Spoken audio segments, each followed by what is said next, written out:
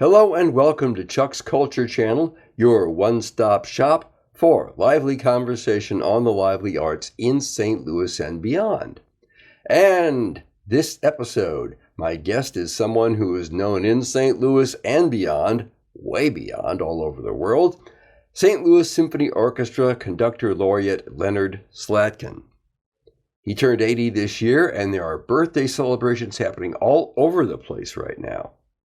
When I recorded this interview, Leonard was rehearsing an upcoming pair of concerts with the Orchestre Nationale de Lyon, and then it's back to the States for another round of events, including a big birthday weekend of concerts, talks, and workshops with the St. Louis Symphony Orchestra, October 25 through 27, 2024. Check out the links in the video description field below to learn more. And now, it's off to Lyon to talk about music, family, and food. What are the things you really want to punch up about the big 80th birthday celebration the symphony has planned for you coming up in just a few weeks? Quite a while ago, I decided that if I was going to do any kind of celebration, it was going to be more connected with the musical aspects of my family rather than focusing entirely on me. Right. And we had other birthdays that did that. And this time I thought, the rich tradition that I come from and that continues is really what I want to do. And it's not just St. Louis, it's going on through this year. So, for example, as we're talking, I'm in Lyon, France, where I was the music director. And over the course of a 2-week visit here, prior to coming home, we are playing music by my wife, by me, by my son, by my father, and that's more or less what we're going to do in St. Louis. The difference is here, it's over 2 weeks. In St. Louis, it's in one concert. Yes. So that makes it rather fascinating. In fact, it's the only place where I think we have all three of the living members on the same program. But as the year goes on, there will also be other occasions to play pieces by one, two, or three of us, whether it's going to be in Detroit or in Washington, New York Philharmonic, whatever it's going to be. So St. Louis becomes special because basically there have been 4 generations of Slatkins who have an association with the city. My grandfather moved there with his family in 1911. He wasn't a musician, but his son was, Felix Slatkin, who made his debut at the Sheldon Auditorium when he was 12 years old, playing a full recital, and was the assistant concertmaster of the orchestra before heading out to Hollywood. Then I was there for 27 years in various capacities, and returned there, where I decided to settle down after I stopped being a music director. And my son was born there in 1994, and although he only spent the first 2 years of his life there, he does enjoy coming back and visiting. He loves the city, and now we will play a piece of his, which we premiered in Dublin 2 weeks ago.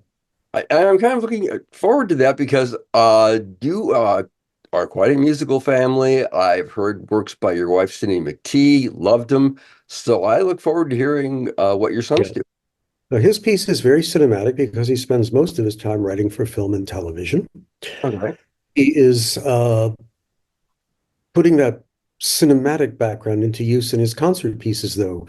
But instead of Daniel needing to write a piece because of how something looks on the screen, he's asking the audiences to create their own imagery in this particular piece, which is based on the Voyager spacecraft that's still up there, billions of miles away, Yes. and sending signals out. Also has on it a little device called the Golden Disc, which contains music and welcoming messages from people, and he incorporates them into the piece. They're presented electronically as the piece unfolds. So it is something where the audience has a chance to, well, go to space in their own heads. Yes. My piece is something I did during COVID. It'll have a world premiere. It's a set of Scarlatti sonatas, which of course are keyboard works, but I decided to see if I could arrange any of them just for wind ensemble. Not the kind of wind ensemble that we would qualify as a band. It's orchestral wind, so no saxes, no euphoniums, just oboes, bassoons, and horns, things like that. And Cindy's represented by a piece she wrote in 2001 called Timepiece, which, as its title reflects, and many of her pieces do, deals with time. And we hear clocks and we have jazzy bits, and it's great fun to do. So it makes a nice first half. And then to some degree, I guess the second part of the program, Tchaikovsky Fifth, brings us to what we became quite known for in my time, and that was our exploration of the Russian repertoire at a time when people were more focused on doing the Austro-Germanics. Orchestras in the 80s were doing Mahler, Bruckner, Strauss. Mhm. That gives us a kind of full circle for the concert itself, which is Mhm. great.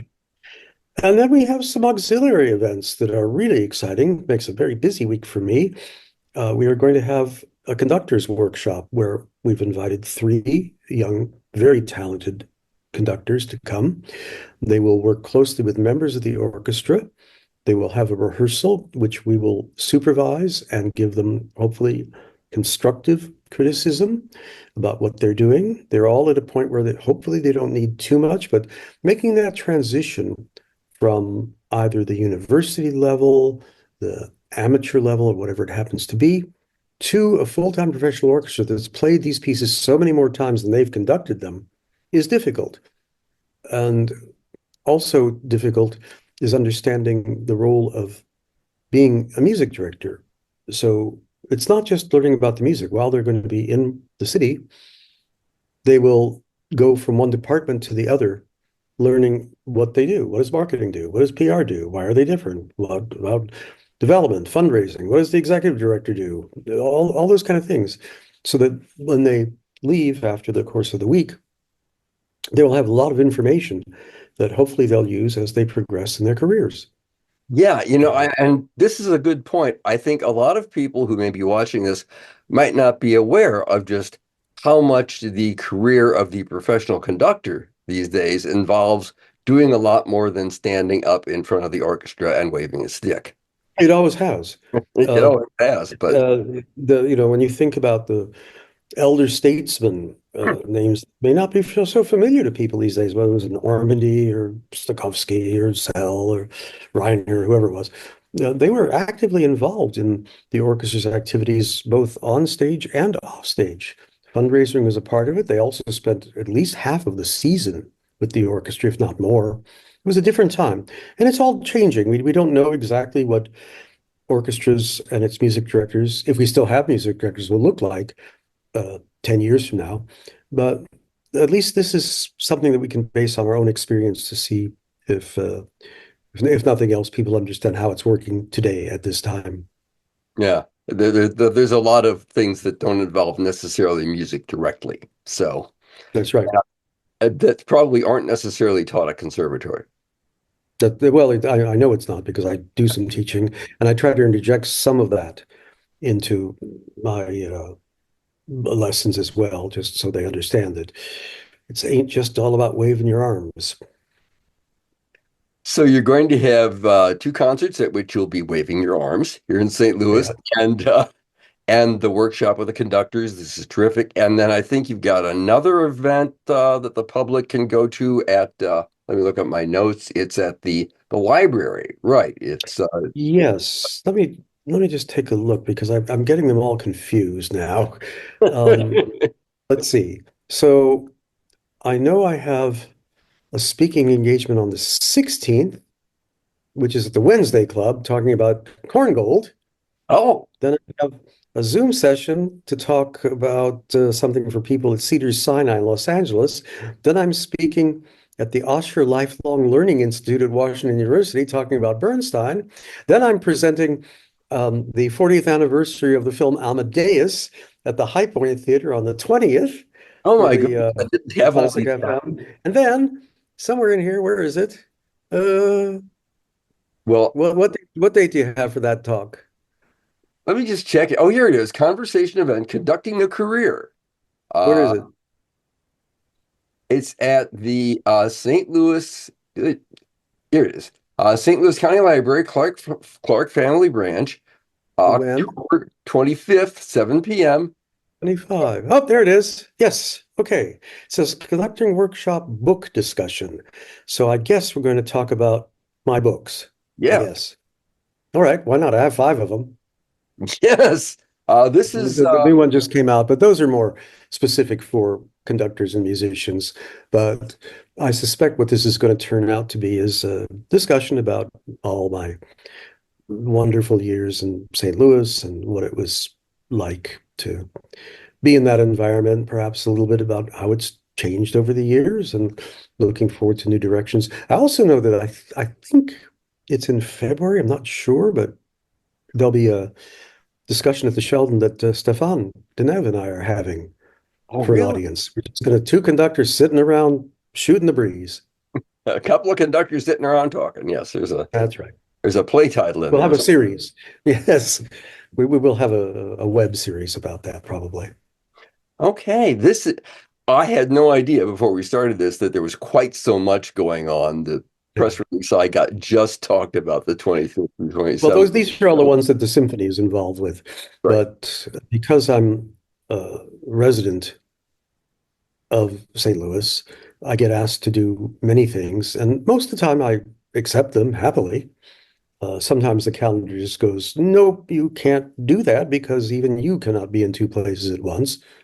Although apparently these days with Zoom you can.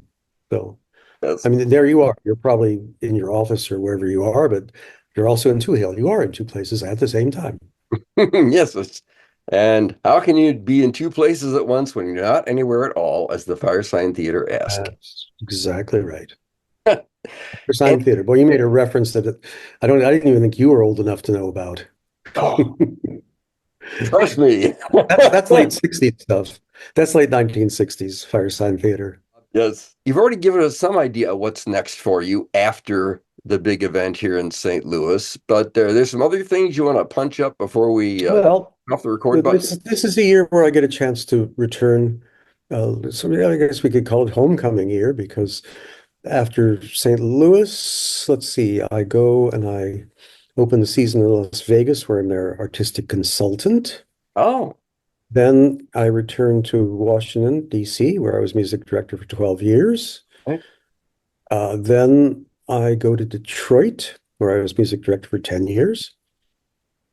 Uh, I do another week of teaching at the Manhattan School.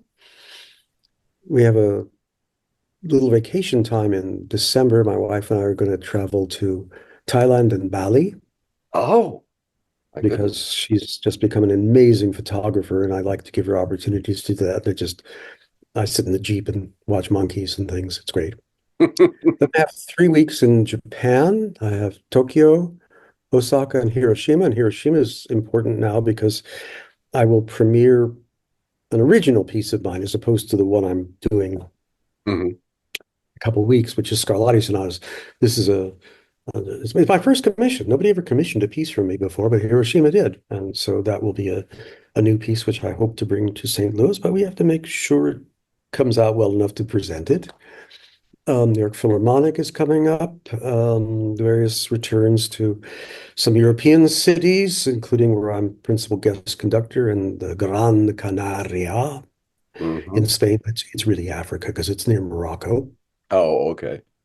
Well, Uh, That's anyway. I'm keeping busy, but I've also built in a lot of downtime because I have enjoyed very much working on my skills as a chef at home.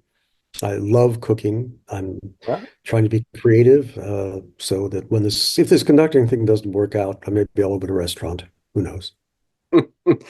I do. Retirement is just something that happened to other people, isn't it? I guess. And musicians, I know some people have been able to just drop it and put it aside, but I don't think I can, even if I stopped conducting, which is at one point a distinct possibility.